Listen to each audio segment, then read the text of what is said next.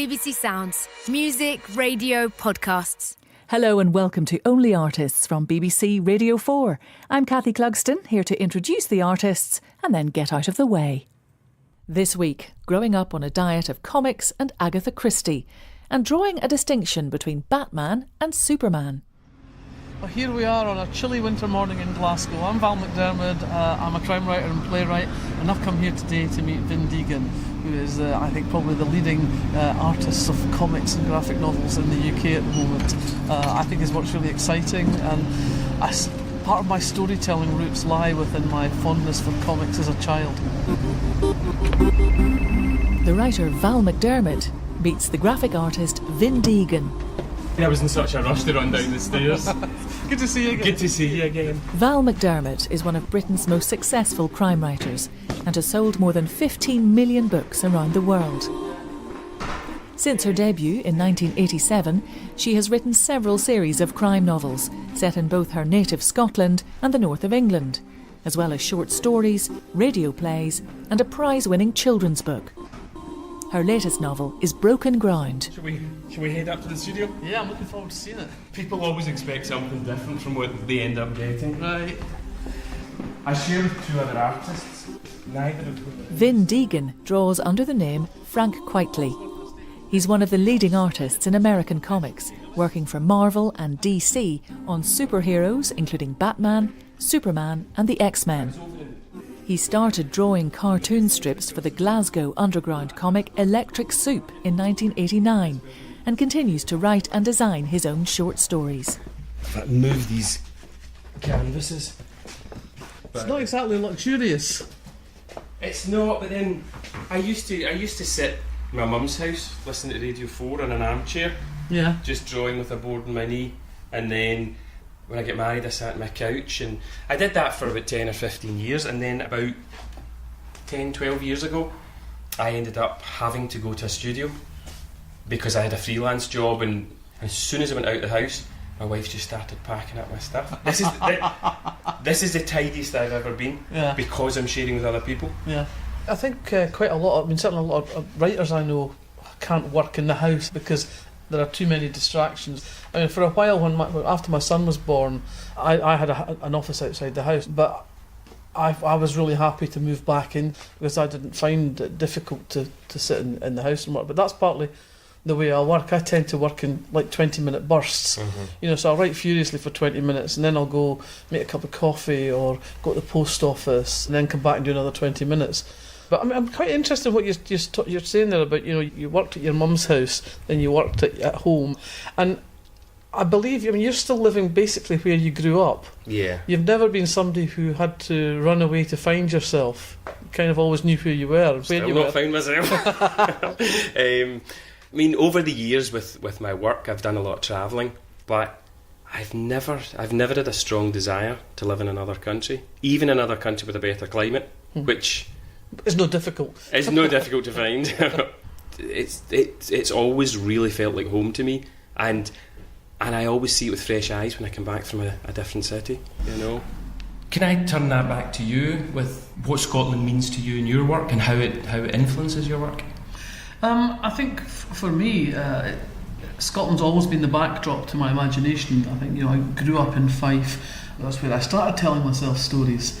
So even though I spent a long, long time living in England, I came back to Scotland 5 years ago, and I just feel so much more grounded and so much more rooted.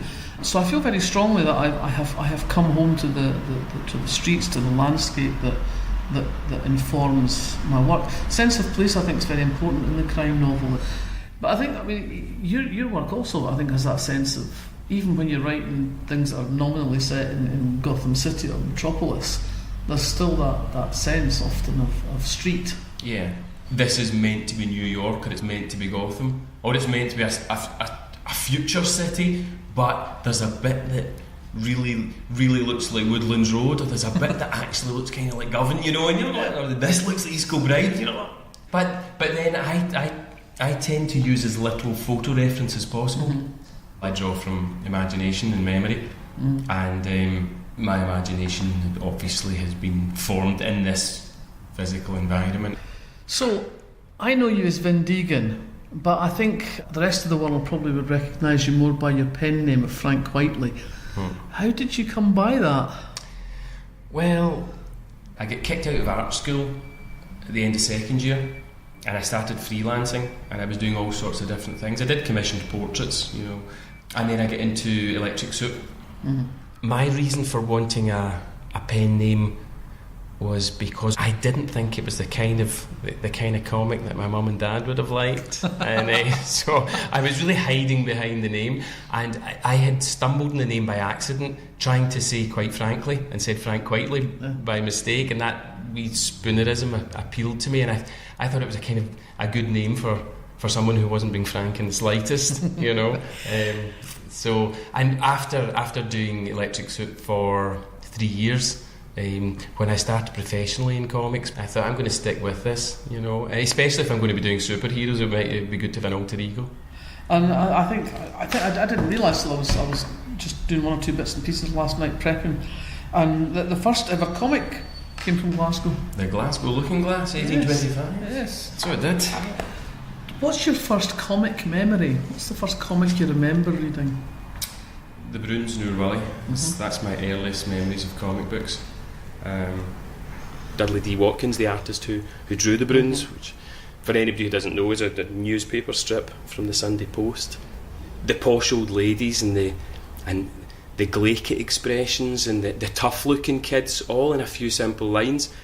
Dudley Watkins was my earliest very big influence, and the older I've gotten, the better I've got at what I do, the more I appreciate how much he could do with so few lines, and how much he could capture about the way we are.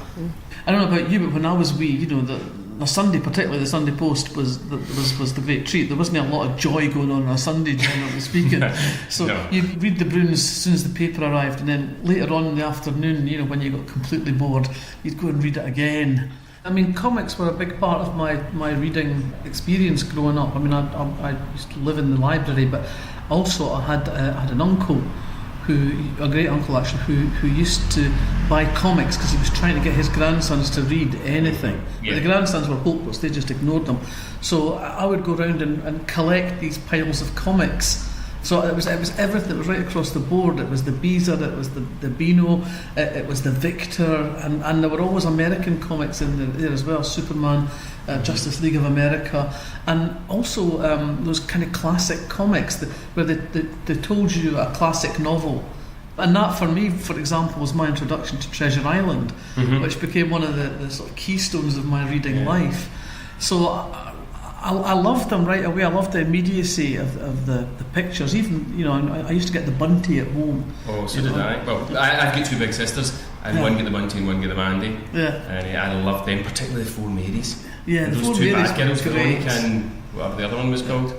Yeah. They both looked like Myra Hindley, but one was blonde and one was dark. It was heroic for me as a wee lassie growing up in Scotland. These were heroic roles that weren't really available in other places. But the thing that frustrated me very much was that I loved these comics, but I couldn't draw. Still can't draw. I suppose that for me pushed me towards the words, because I could do the words. But for you, because you could draw. The exact opposite with me.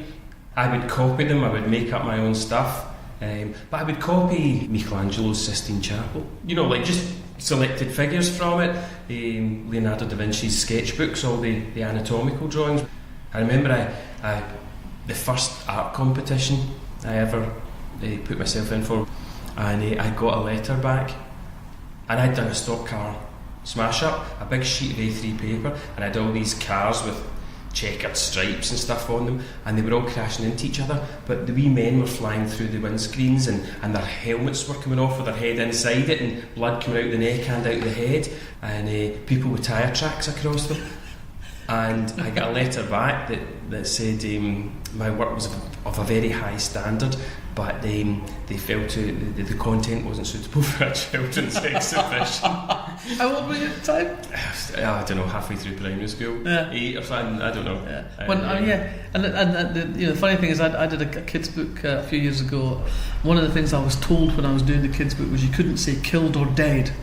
in a book for small children. If they never heard small children playing, you're dead, I've killed you, or I'm going to kill you. That's what it's all about. What I was going to say, just with me thinking about the sort of things I used to like drawing when I was younger, is there stuff from your childhood, like films or books, that kind of ties in with how violent some of your work is now? Can you make a connection there? I don't know directly. I was reading a lot of I suppose quite violent comics, but I think that what had more influence on me was actually reading Agatha Christie at a very early age. That was my gateway drug into crime, really. I used to stay at my grandparents a lot, and they only had 2 books, and one was the Bible, and the other one was an Agatha Christie book, and I got the taste for it there. And so what I took from that, I suppose, was that you had to write a story that the reader was invested in, that they wanted to know what happened. And gradually, I think the other thing that influenced the way that I put a book together was a series of girls' school stories called the Chalet School books. And unlike something like the Famous Five, the Famous Five always seems to take place in the same summer.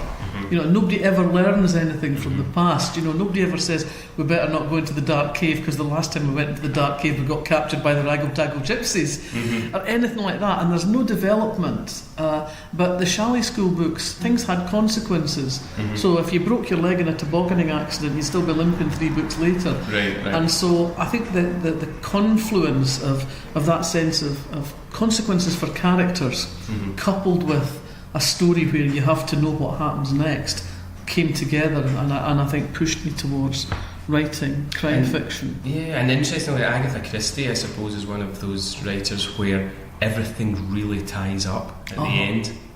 They're always very satisfying endings. I think the crime novel now has become a bit more sophisticated, and things are resolved, but there's very often things that are left unresolved, particularly in series novels, because there's things you leave unresolved because you want to continue, particularly in terms of the lives of the recurring characters. But there is always some sort of resolution, and it might not always be the traditional resolution. I mean, with the Golden Age, with Agatha Christie and them, it was always like you found out who the killer was and they were carted off to face justice, and that was the end of it. But I think now we go from something that has a bit more, I suppose, reflection of what the practice of justice is like in reality, that the law doesn't always deliver what we think is justice. I read Broken Ground, so it's difficult to be specific about this without spoiling anything, but you'll know what I mean when I say this. But there was a scene in that where I was expecting a satisfactory resolution and it didn't quite work out, and then somebody gets up off a bench and the penny dropped, and my heart actually started racing when I was reading it. And what happens next happens in about 1 minute of reading time, maybe less. And when I got to the end, I went and I'd been holding my breath, and I had been there, I had been there, and for a moment I was actually petrified. Oh, I'm good, I'm very flattered, but I mean, your work provokes the same sort of reactions of pulse racing, particularly those, when you've got a double page spread of an action sequence, and if you're reading the pictures and the way that you read a book, a page of print, you get that same excitement to the climax. How's this going to go? How's it going to end? But also at the same time, there are those moments where you think, oh my God, this isn't going to go right, is it? And I think that's one of the most exciting things about the kind of work that you're doing. And I loved the whole Batman Reborn stuff, where it could have been a really glib rebooting of the franchise after the departure of Bruce Wayne. But what you've actually done is bring so much conflict into that. Did you think about that ahead of time? I mean, in fairness, most of the work that I'm known for, I'm telling the story purely visually, usually from what we call full script. So in this case, it was a Scottish writer, Grant Morrison, who'd written that, and right from the start, he had a 15 or 16 issue story arc that he wanted to do. He'd given DC the synopsis, they were happy with it, and he said he wanted me to draw the opening 3 issues. And he explained to me that the boy who used to be Robin, who's grown up in DC Comics and is now Nightwing, he's wearing the Batman cowl because the city can't know Batman's not there anymore. And Batman's genetic clone, who's like a 10-year-old boy, but who was brought up by 2 evil supervillains, is now Robin. And instead of Batman being the serious one and Robin being the light-hearted one, it's actually the guy that used to be Robin, who's a kind of chirpy, light-hearted Batman who's trying to be a mentor to this awful, spoiled, genius, dangerous kid. And so I went into this having that dynamic to play with, both those characters having a different type of body language, you know. And I also had a raft of villains that were based in circus freaks. So we had the bearded lady and a guy with his head on fire, and 3 Asian fighting guys that were joined at the shoulder blades, so they tumbled about like a crab when they were fighting. It's really dark. I mean, it is really dark. The circus stuff especially is really creepy. Oh, there's a scene in there where Robin's captured and Professor Pig does a lap dance before he's about to kill him, and he's using the circular saw like a parasol and the drill like a walking cane, and he does this sexy dance. It's really creepy. It's creepy. It's really creepy. You know, like you're thinking there's something weird going on inside your head, in the same way that people think, you know, that I'm completely weird because I kill people in imaginative and horrible ways. Whereas, as you can see, I'm a perfectly normal, reasonable person. Unfortunately, we only do it in the books. Yeah, exactly. We only do it in the work. Exactly. It's funny that, you know, you can do all sorts of violence on the page, but nobody really thinks you're a serial killer. You write one sex scene, and everybody thinks that's what you do. Yeah, that's really funny. You know, it's like somehow your imagination can't extend to sex, but it can extend any direction of violence and mayhem, torture. But going back to this idea of collaboration. So in technical terms, when you're doing a piece of work, do you draw it in pencil first, or do you draw digitally, or thumbnail drawings in the margins of the script, then a wee rough version of the page just to check that it's working, and if I've got to work out perspective lines for a street or construction lines of a human head or whatever, I do all that in light blue, and then when I go in with the pencil or the pen to do the finished line work, all the under drawings there, so it's not tracing, it's drawing, but you've got a very rough drawing underneath that keeps everything in perspective and in proportion, and then the line work gets scanned in, and if it's for interior pages, it's usually coloured by somebody else and lettered by somebody else, and if it's for a cover, it'll be coloured by me, but that's now digital, the colouring part. I used to do that. I used to paint on watercolour paper for the colouring, but what I've actually done in the last few years is that stage of light blue underdrawing that plots out the whole page. I actually do that digitally now. I draw on a Cintiq, one of these big screens that you can draw on, and then I print it out. But it's a practical thing, isn't it? I mean, if you were colouring all day, it would take much longer again. You'd be limiting drastically the amount of work you're going to get through in a lifetime. Yeah. But I'm going to go back to colouring now when I do my own short stories, so that everything that I've got there is mine. Yeah. It's mine, all mine. I know. You're turning into Gollum. Control freak. I remember seeing, because you had that big exhibition at Kelvin Grove Art Gallery in 2017, and for me one of the fascinating things about that was seeing some of the scripts that you work from with your thumbnail sketches and your notes in the margin. What you're doing is quite closely prescribed by the script you're working to, so in a sense you're almost like the equivalent of a cinematographer in a film, but yeah, there's a tremendous individuality to your style. However tight the script is in terms of direction, when you come to draw it, you're effectively creating the set, making the actors act, dressing the actors, doing all the body language and facial expression, but you're like the cinematographer and director as well, in that you choose the camera angles, you choose the crop, and you choose the transaction from one panel to another, and the way it actually flows and the way you guide the eye. When you're taking a character that's been around for a long time, like Superman or Batman, are you consciously doing something different with it, or is it simply expressing itself in your style coming out on the page? I have the same approach to both of them, but I need to say is that one of the differences between Superman and Batman is that over the years, Batman has lent himself to being portrayed in a lot of different ways in a way that Superman hasn't. Superman, to me, he's all powerful, but he's all good as well. And I think once you start introducing doubt or rage with Superman, it stops being Superman, you know. But with both of them, I do the same thing.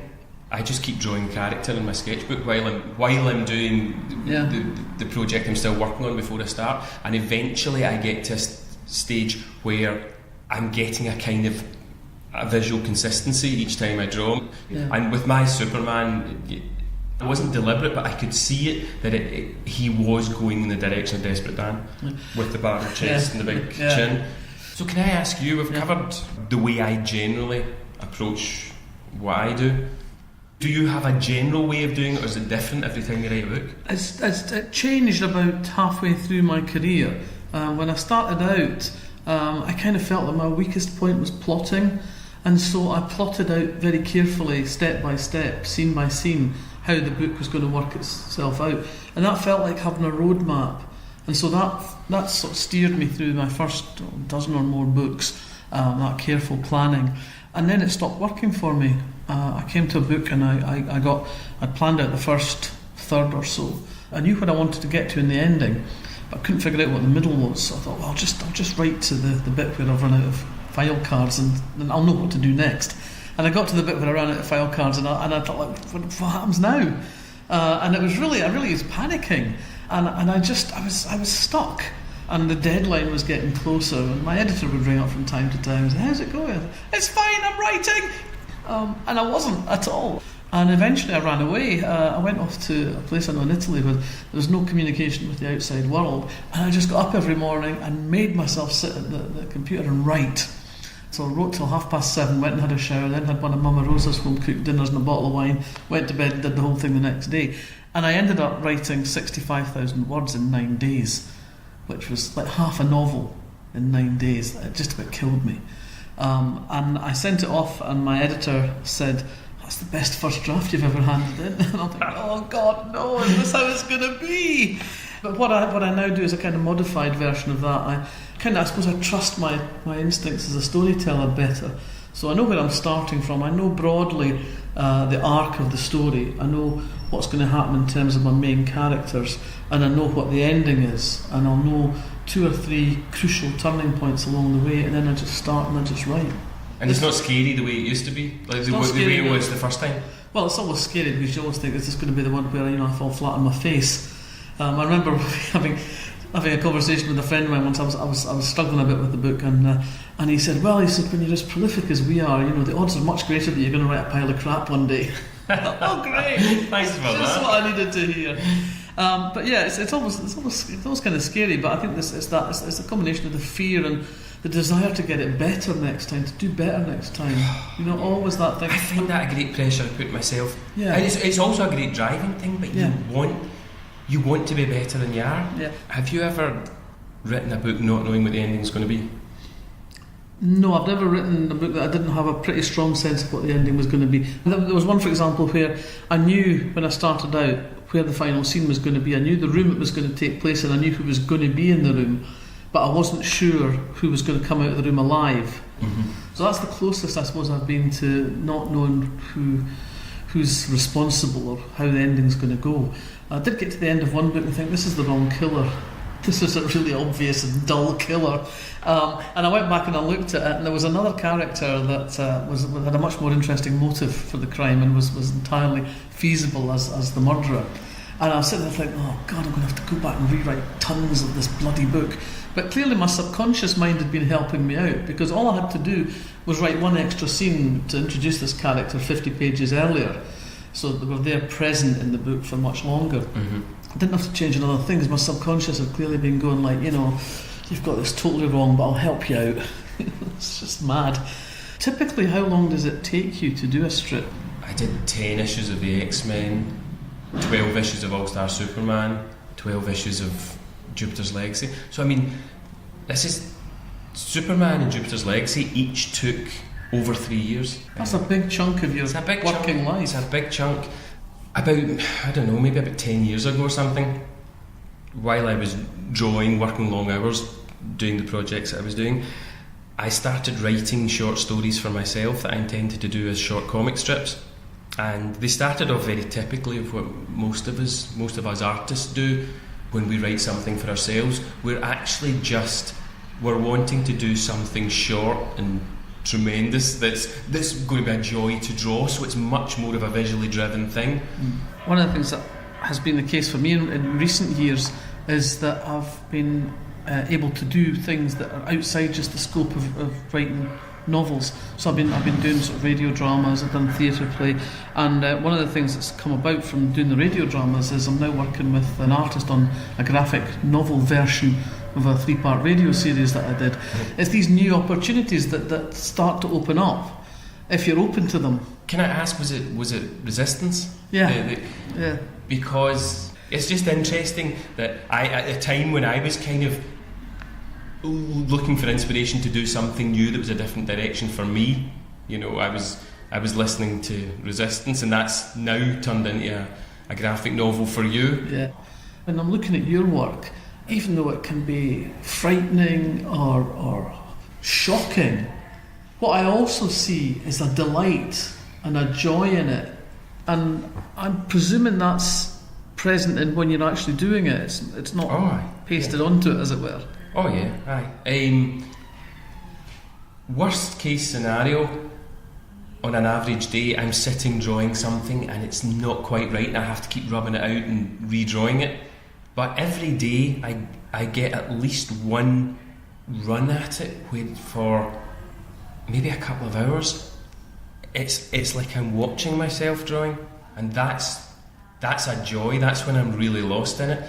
But a lot of the interest that I get from putting detail and character and stuff into the work it's the same thing going back to the Bruins, where a couple of characters in the foreground would be having a conversation, but the people walking past in the street, they weren't just mannequins in the background. Like there was a woman dragging a wain along behind her and the wains want to go the opposite direction. There's an old man like trying to read the newspaper, but the wind's folding it over. It's got nothing to do with the story, and it's not a distraction because you don't need to read it. But the fact that other stuff is there. And a lot of your work does have that sort of enormous busyness. There's a lot going on. The temptation is to turn the page and get on with the story. But actually, you get a lot out of it if you then go back and look at it frame by frame. And I kind of feel sometimes about that with my own work. I'm sitting here trying to craft really well-made sentences and, really good prose. But I'm also writing stories that are page-turners. And I often think, with a slight sense of resentment, nobody ever notices that I can actually write.